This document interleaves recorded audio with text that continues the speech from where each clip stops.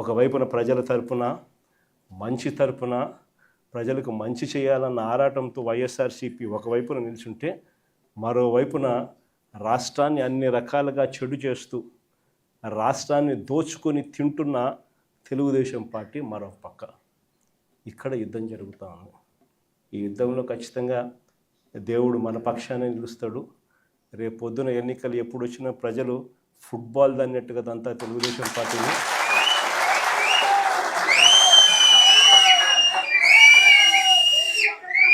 Single డిజిట్లు కూడా చంద్రబాబు నాయుడుకి రాకుండా ఉండే పరిస్థితి కూడా అతి త్వరలోనే చూస్తాం. ఈరోజు వ్యవసాయం పరిస్థితి అట్లుంటే ఈరోజు విద్యకు వచ్చేసరికి ఇంకా దారుణమైన పరిస్థితులు కనిపిస్తాయి. ఫీజు రీయింబర్స్మెంట్ బకాయిలు మన ప్రభుత్వ హయాంలో ప్రతి త్రైమాసికం అయిపోయిన వెంటనే ప్రతి 3 నెలలకు ఒకసారి ఆ త్రైమాసికం అయిపోయిన వెంటనే మరుసటి త్రైమాసికంలోకి వచ్చేసరికి ఇంతకు ముందు త్రైమాసికానికి సంబంధించిన డబ్బులు తల్లుల ఖాతాల్లోకి నేరుగా పడిపోయేది. ఫీజు రీయింబర్స్మెంట్ కింద విద్యా దీవెన, వసతి దీవెన ఈ రెండు కూడా క్రమం తప్పకుండా ఇచ్చేవాళ్ళం మన ప్రభుత్వ హయాంలో.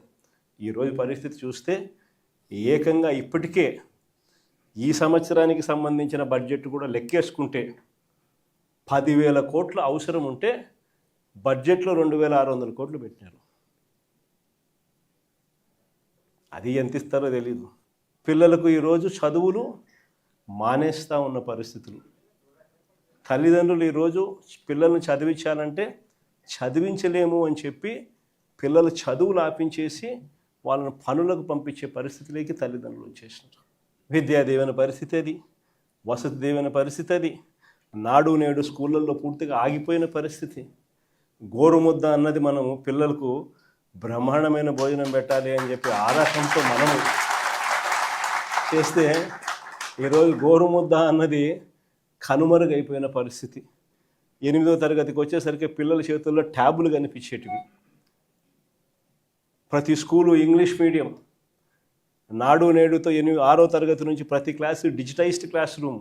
గవర్నమెంట్ స్కూళ్ళు ప్రైవేట్ స్కూళ్ళతో పోటీ పడలేరు అన్న పరిస్థితిని మార్చేసి ప్రైవేట్ స్కూళ్ళు గవర్నమెంట్ స్కూళ్ళతో పోటీ పడే పరిస్థితి మన ప్రభుత్వ హయాంలో మనం తీసుకొస్తే ఈరోజు స్కూళ్ళన్నీ కూడా నిర్వీర్యమైపోతా ఉన్న పరిస్థితి కళ్ళెదుటే కనిపిస్తూ ఉంది. ఇక వైద్యం గురించి నేను చెప్పాల్సిన పనుల ఆరోగ్యశ్రీ అన్నది మన హయాంలో ఏకంగా 25 లక్షలకు పెంచినాం. 3,300 ప్రొసీజర్లను తీసుకొచ్చినాం.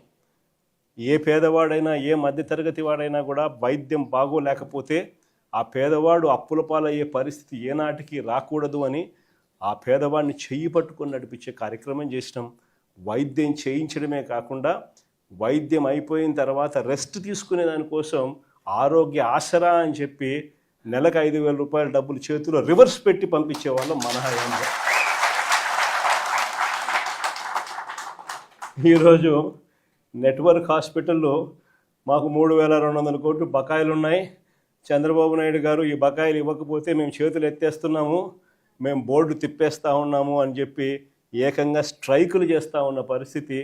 పేదవానికి ఈరోజు ఆరోగ్యం అందుతూ ఉన్నా అందకపోయినా కానీ కనీసం ఆలోచన చేసే నాతుడు కూడా ఈరోజు రాష్ట్రంలో కరువైన పరిస్థితి. ఇలా ఏ వ్యవస్థ చూసుకున్నా ఎక్కడా కూడా మంచి కనపడడంలా అన్నీ కూడా తిరోగమనమే కనిపిస్తూ ఉన్నాయి. రాష్ట్రానికి సంబంధించి ప్రభుత్వం బాధ్యతగా చేయాల్సినవి ఏవి కూడా బాధ్యతలు నిర్వర్తించడంలా. నాడు నేడు ఆగిపోయింది. మెడికల్ కాలేజీలు అమ్మేస్తూ ఉన్నారు. ముఖ్యమైన రాయలసీమ లిఫ్ట్ వంటి ప్రాజెక్టులన్నీ కూడా చేయకుండా ఆపేసిన కార్యక్రమాలు కనపడతా ఉన్నాయి. రైతుల గురించి పట్టించుకునే నాతుడు లేదు, పిల్లల గురించి పట్టించుకునేవాడు లేడు, అక్క చెల్లెమ్మల గురించి పట్టించుకునేవాడు లేడు. చివరికి అక్క చెల్లెమ్మలకు పొదుపు సంఘాలకు 0 వడ్డీ డబ్బులు కూడా ఇవ్వని పరిస్థితి.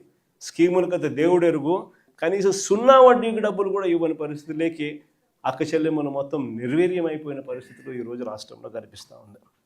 ఇలాంటి పరిస్థితుల మధ్య వైఎస్ఆర్ కాంగ్రెస్ పార్టీ శ్రేణులు ప్రజల తరపున పోరాటం చేయడానికి వైఎస్ఆర్సీపీ జెండాను చేత పట్టుకుని ప్రజలకు అండగా తోడుగా మేము ఉన్నాము అని చెప్పి ఈరోజు వైఎస్ఆర్సీపీ పార్టీ రాష్ట్ర వ్యాప్తంగా ప్రజలకు తోడుగా ఉందని చెప్పి గర్వంగా కూడా ఈరోజు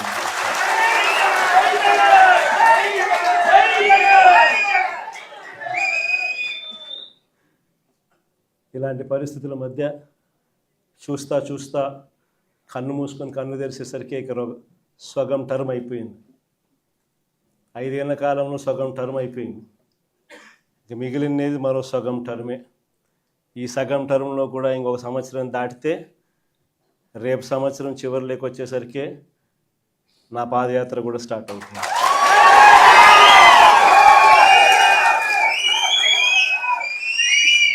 దాని తర్వాత 1.5 సంవత్సరం నేను కూడా రోడ్డు మీదనే ప్రజలతోనే ప్రతి నియోజకవర్గము తిరుగుతూ వస్తా. ఆ తర్వాత ఆ పాదయాత్ర స్టార్ట్ అయిన తర్వాత చంద్రబాబు నాయుడు గారికి వైఎస్ఆర్ కాంగ్రెస్ పార్టీ శ్రేణులు ప్రతిరోజు చంద్రబాబు నాయుడు గారికి సినిమా చూపిస్తాం. చంద్రబాబు నాయుడు గారికి మోస్ట్ ప్రాక్టికల్ సొల్యూషన్ ఇచ్చినాం మనం. అయ్యా చంద్రబాబు గారు, రాష్ట్రానికి ఇప్పుడే కాదు, మీరు చేస్తూ ఉన్న చర్యలతో రాష్ట్రానికి ఎప్పటికీ క్యాపిటల్ లేకుండా చేస్తూ ఉన్నారు. అలా చేయడం వల్ల రాష్ట్రానికి అసలు క్యాపిటల్ అనేది ఉండదు మీ వల్ల. దయచేసి ఇది మానుకోండి. అమరావతి అని చెప్పి నువ్వు రైతులను మోసం చేస్తూ ఉండవు, అమరావతి అని చెప్పి నువ్వు ప్రజలను మోసం చేస్తూ ఉండవు. ఆ అమరావతిలో రోడ్లు వేయడానికే, కరెంట్ వేయడానికే, డ్రైనేజ్ వ్యవస్థ నెలకొల్పడానికే, నీళ్ళు ఇవ్వడానికే, ఇలాంటి బేసిక్ వసతులు కల్పించడం కోసమే నువ్వంతటి నువ్వే ఎకరాకు 2 కోట్లు ఖర్చు అవుతుంది అని చెప్పి నువ్వంతటి నువ్వే సెంట్రల్ గవర్నమెంట్కు డిపిఆర్లు ఇచ్చినావు, నువ్వంతకు నువ్వే బ్యాంకులకు డిపిఆర్లు ఇచ్చినావు. ఈ లెక్కన 50,000 ఎకరాలకే 1,00,000 కోట్లకే దిక్కు లేదనుకుంటే మరో 50,000 ఎకరాలని చెప్పి నువ్వు మళ్ళా వచ్చి మళ్ళా తీసుకుంటూ 1,00,000 ఎకరాల అమరావతి అని చెప్తూ ఆ 1,00,000 ఎకరాలకు 2,00,000 కోట్లు తేవాలి అని అంటే ఆ 2,00,000 కోట్లతో నువ్వు నిరంతరం రోడ్లు వేస్తూనే ఉంటావు, నువ్వు నిరంతరం కరెంట్ ఇచ్చే కార్యక్రమమే జరుగుతూ ఉంటుంది, నువ్వు నిరంతరం డ్రైనేజ్ పనులే చేస్తూ ఉంటావు, నువ్వు నిరంతరం నీళ్ళు ఇచ్చేదానికోసమే నువ్వు అవస్థ పడతా ఉంటే ఇక రాజధాని ఎప్పుడు వస్తుంది? ఎన్ని దశాబ్దాలు పడుతుంది? ఇప్పటికే 12 ఏళ్ళు అయిపోయింది 2014 నుంచి ఇప్పటికే దిక్కు దివానం లేదు. ఇంకా ఎన్ని దశాబ్దాలు పడుతుందో తెలియదు. డబ్బంతా రోడ్లకే ఖర్చు అవుతుంది, డబ్బంతా రోడ్డు కరెంట్ ఇవ్వడానికి ఖర్చు అవుతుంది, డబ్బంతా డ్రైనేజీలు పెట్టడానికే ఖర్చు అవుతుంది. ఇంకా ఎన్ని దశాబ్దాలు పడుతుందో. ఆ దశాబ్దాల కాలంలో ఈ 2,00,000 కోట్ల విలువ పూర్తి చేయడానికి 4 లక్షలు అవుతుందో 10 లక్షల కోట్లు అవుతుందో. చివరికి 12 ఏళ్ళ తర్వాత కూడా ఈ పొద్దు రాష్ట్రానికి రాజధాని లేదు. ఇంకా 20 ఏళ్ళ తర్వాత కూడా మన పరిస్థితి ఏమిటంటే అప్పుడు కూడా రాష్ట్రానికి రాజధాని కనిపించదయ్యా. అయ్యా చంద్రబాబు, ఇది మానుకో. ఆ 2 లక్షల కోట్లలో 10% పెడితే చాలు, 10% పెడితే చాలు. మేము ఇంతకుముందు మంచి ఆలోచన చెప్పినా నేను నీకు. ఇంతకుముందు ప్లాన్ ఏ కింద రాష్ట్రంలో అన్నిటికన్నా పెద్ద సిటీ విశాఖపట్నం, దాంట్లో పెడితే అసలు ఎటువంటి ఖర్చు అవసరం లేదు. కర్నూలులో న్యాయ రాజధాని కింద అప్పట్లో కర్నూలుకు మనం మాట ఇచ్చినాము, అది నెరవేరుస్తూ అక్కడ న్యాయ రాజధాని పెడుతూ ఇక్కడే అమరావతిలో లెజిస్లేటివ్ శాసన రాజధానిని కూడా తీసుకొస్తే బాగుంటుందయ్యా అని చెప్తే నానా యాగి చేసి రాజకీయాలు చేసి అది వద్దు అన్నారు. సరే పోనీ, అది వద్దు. పోనీ ఈ ప్రాంతంలో అయినా కానీ నువ్వు చేసే పనికి అసలు రాజధాని లేకుండా పోతుందయ్యా. ఆ పని చేయకుండా కనీసం ఇక్కడైనా ఆలోచన చేయి. మచిలీపట్నంలో నువ్వు కాదయ్యా పోర్టు కట్టింది, మేము కట్టాం. మచిలీపట్నంలో పోర్టు మనం కట్టాం. మన హయాంలోనే మనం భూములు తీసుకుంటాం, మన హయాంలోనే మనము అనుమతులు తీసుకొచ్చినాం, మన హయాంలోనే మనం ఫైనాన్షియల్ క్లోజర్ చేసినాం, మన హయాంలోనే మనం బ్యాంకులతో నీట్గా టైఅప్ కూడా చేసి స్టార్ట్ చేసి 30-40% వర్కులు కూడా పూర్తి చేసినాం మన హయాంలోనే. ఆ పోర్టు అయిపోతుంది. మచిలీపట్నం నుంచి విజయవాడకు కేవలం 70 కిలోమీటర్లు, విజయవాడ నుంచి గుంటూరుకు మరో 40 కిలోమీటర్లు, మొత్తం ఈ 110 కిలోమీటర్లు హైవే ఉందయ్యా. విజయవాడలో ఇంటర్నేషనల్ ఎయిర్పోర్ట్ ఉంది, మచిలీపట్నంలో పోర్ట్ వస్తూ ఉంది. ఈ హైవేకి అటు ఇటుగా ఎక్కడ నువ్వు ఆ బిల్డింగులు ఇక్కడ కడితే దీన్నే మచిలీపట్నంలో నుంచి విజయవాడలో నుంచి విఐ, గుంటూరులో నుంచి గన్ను, మావిగన్ అని చెప్పి ఈ 110 కిలోమీటర్లు ఈ ఎకనామిక్ కారిడార్ కింద, క్యాపిటల్ కారిడార్ కింద డిక్లేర్ చేసి ఆ కట్టే బిల్డింగ్లు ఆడ కట్టుకోకుండా ఇక్కడ కట్టయ్యా. 2 లక్షల కోట్లలో నువ్వు పెట్టే అమౌంట్లో 10% ఇక్కడ పెడితే చాలయ్యా. ఆ రోడ్ల కనెక్టివిటీని కొంచెం ఇంప్రూవ్ చేస్తే చాలు, బ్రహ్మాండమైన రాజధాని ఇక్కడే తయారవుతుంది. డే 1 నుంచే రాజధాని వస్తుంది, ఒక గ్రోత్ ఇంజిన్ తయారవుతుంది. కనీసం 20 ఏళ్ళ తర్వాత అయినా మన పిల్లలు ఉద్యోగాల కోసం ఎక్కడికెక్కడికో పోవాల్సిన అవసరం లేకుండా మా మావిగంలోనే ఉద్యోగాలు దొరుకుతాయ్యా అని చెప్పి అని చిలకకి చెప్పినట్టు చెప్పినా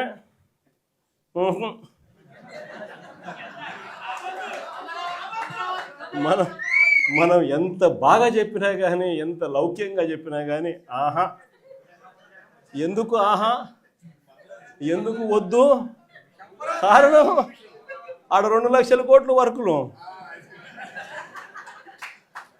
మొబిలైజేషన్ అడ్వాన్స్ 10%, అందులో 8% తీసుకోవడం. సో ఈ ఆదాయాలు అనేటివి ఉండవు కదా మావిగన్ అంటే, కాబట్టి వద్దు. దాంట్లో కాంట్రాక్టర్లు ఎవడు అంటే ఒకడు ఈనాడు వియంకుడు, ఇంకొకడు బలుసు శ్రీనివాసులు, ఇంకో బినామీ, అంత ఇల్లే దోచుకోవడం, పంచుకోవడం, తినుకోవడం. అందుకని ఆహా, జగన్ ఏం చెప్పినా ఆహా. ఇంకొక ఆయన ఆంధ్రజ్యోతి ఆయన నుంచి ఆయనకు ఎంత బాధనో, దోచుకునేది, పంచుకునేది, తినుకునేది కట్ అయిపోతుందని చెప్పి ఆయనకి ఎంత బాధ. వైఎస్ఆర్సీపీ శ్రేణులందరి మీద అన్యాయమైన మాటలు, దుర్మార్గమైన మాటలు మాట్లాడతారు. అసలు నిజం చెప్పాలంటే నేను ఇదే రాధాకృష్ణకి చెప్తా ఉండా, నువ్వు అన్న మాటలు రేపొద్దున మా ప్రభుత్వం వచ్చినాక నిన్ను తిప్పని స్టేషన్ పెట్టకుండా వైఎస్ఆర్సీపీ శ్రేణులను, వైఎస్ఆర్సీపీ కార్యకర్తల భార్యలంటే నీకు అంత అలుసుగా కనిపిస్తుందా రాధాకృష్ణ అని చెప్పి నేను చెప్తాను. ఎవరికైనా వాళ్ళకైనా భార్యలు ఉంటారు. వారి భార్యలను ఉద్దేశించి మనలో ఎవరైనా కానీ, మనమైనా కూడా అలా మాట్లాడితే వాళ్ళకి నచ్చుతుందా? ఎవరికి నచ్చదు. నచ్చినప్పుడు అలాంటి మాటలు మాట్లాడేదానికి, కనీసం అలాంటి మాటలు మాట్లాడినప్పుడు తప్పు అని చెప్పి కనీసం ఈ నాయకులన్నా చెప్పాలి కదా. ఈ చంద్రబాబు నాయుడు చెప్పడు, ఈ లోకేష్ చెప్పడు, ఇలా దత్తపుత్రుడు చెప్పడు. ఎంత సిగ్గు లేకోకుండా ఆ రాధాకృష్ణ తప్పుడు మాట్లాడితే ఆ తప్పుడు మాటలకు సమర్థిస్తారు వీళ్ళంతా. ఈ స్థాయికి రాజకీయాలు దిగజారిపోతే రేపు పొద్దున ఈరోజు సోషల్ మీడియాలో ఎప్పుడెప్పుడో కమెంట్లు పెట్టినవి తీసుకొని వచ్చి, పిల్లలందరినీ తీసుకొని వచ్చి స్టేషన్ల చుట్టూ తిప్పుతున్నారు, జైళ్ళల్లో పెడతా ఉన్నారు, కోట్ల చుట్టూ తిప్పుతూ ఉన్నారు, కొడుతున్నారు. ఇదే రేపొద్దున ఆంధ్రజ్యోతి రాధాకృష్ణ కూడా రేపొద్దున ఇదే జరుగుతుందని ఖచ్చితంగా చెప్తా ఉన్నాను.